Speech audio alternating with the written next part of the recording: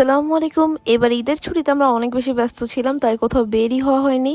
Finally ঈদের third দিন একটু সময় করতে পারলাম, তাই আমরা বের হয়ে পড়লাম। আর একই খাবার খেতে খেতে আমরা খুব বোর হয়ে গিয়েছিলাম। আমার পিৎজা খাওয়ার খুব ক্র্যাভিংস হচ্ছিল এবং আমার হাজব্যান্ড জানালো চমকের একটা নতুন আউটলেট ওপেন হয়েছে, তাও আবার চকবাজারে। ওইদিকে এমনিতেও একটু কাজ ছিল, তাই চলে গেলাম চমকের নতুন আউটলেটে।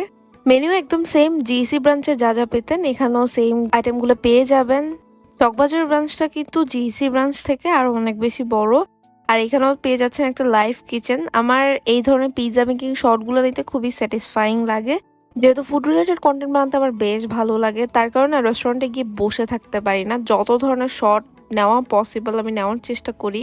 তাই লাইভ কিচেনেরও কয়েকটা শর্ট নিয়ে নিলাম। চমকের মেনু থেকে আমার মোস্ট ফেভারিট একটা আইটেম হচ্ছে স্টাফ গার্লিক ব্রেড। আমার কাছে এটার প্রাইসটাও খুব রিজনেবল লাগে, প্লাস ফুলফিলিং। মাঝে মাঝে আমার যখন টাকা পয়সা কম থাকে তখন আমি চমকে গেলে একটা স্টাফ গার্লিক ব্রেড অর্ডার করি, আর ওনাদের ক্রাশার থেকে যে কোনো একটা ক্রাশার নিয়ে নেই। 350 টাকার মধ্যে আমার কাছে একটা বেস্ট ডিল মনে হয়। সো আপনাদেরও যাদের বাজেট কম তারা চমকে গেলে এই স্টাফ গার্লিক ব্রেডটা আর সাথে একটা ক্রাশার নিয়ে ট্রাই করে দেখতে পারেন। তারপর নিয়েছিলাম chicken cheese ball. Chicken cheese বলটা কিন্তু বেশ মজা, এখানকার মোস্ট সেলিং একটা আইটেম, আপনারাও ট্রাই করে দেখতে পারেন।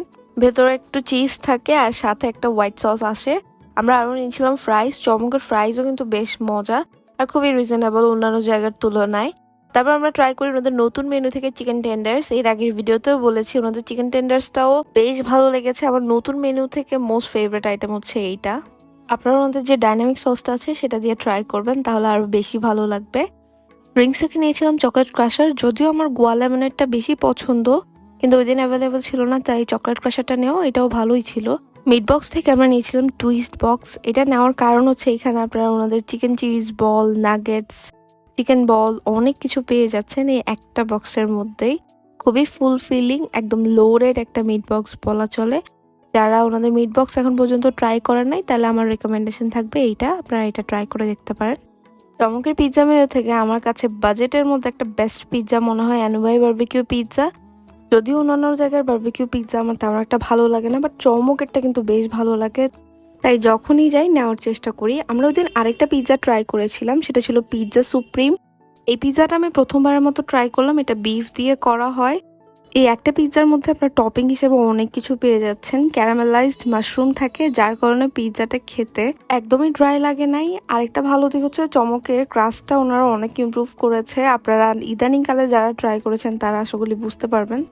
চমকে আমি যে দুইটা পিৎজার দিন ট্রাই করেছিলাম দোনোটা পিৎজাই বেশ ভালো ছিল। আমার কাছে এই সুপ্রিম পিৎজাটা বেশ ভালো লেগেছে, আমি আপনাদেরকে মাস্ট রেকমেন্ড করব।